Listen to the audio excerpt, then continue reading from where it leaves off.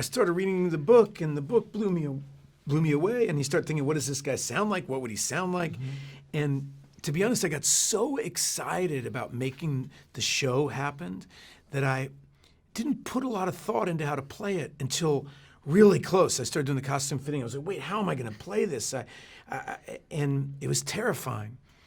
And then I just immersed myself in everything John Brown and reading it. And it started coming out all by itself. And I just let it. I tried not to stand in its way. It's very rare in the history of mankind that somebody takes up arms late in life. John Brown was a nonviolent abolitionist, good old-fashioned Christian until his mid-50s. And he went down in defense of his boys and in defense of equal rights for all people. He picked up a pistol, and he was really good at it. He was a good gunfighter. And he kept living.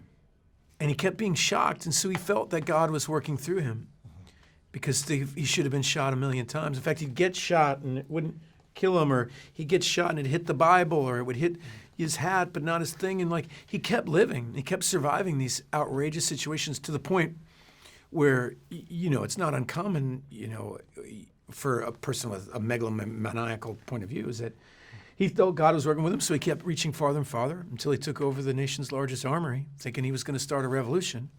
And he kind of did. I mean, he failed that day, but he won the war. Timing is a funny thing, right? It's not a coincidence, because I'm sure these stories keep going over and over and over again. The story of man's inequality to man is ancient.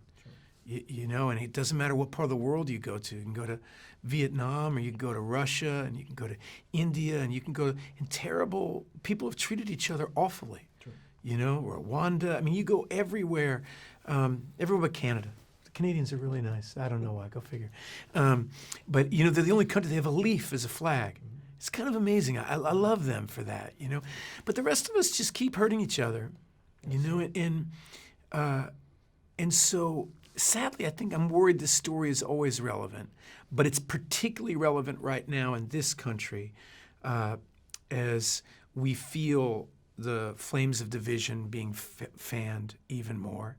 And what I was moved by this book is it did the opposite of that. It reminded everybody that we're all actually have moms and dads and children, and we all want people to like us, and we all want food, we all want to have friendship and to be cared for and to grow old with grace. I mean, right? Absolutely. We're not very different, really. And the book ultimately, through humor and through telling a ridiculous story, makes that really clear.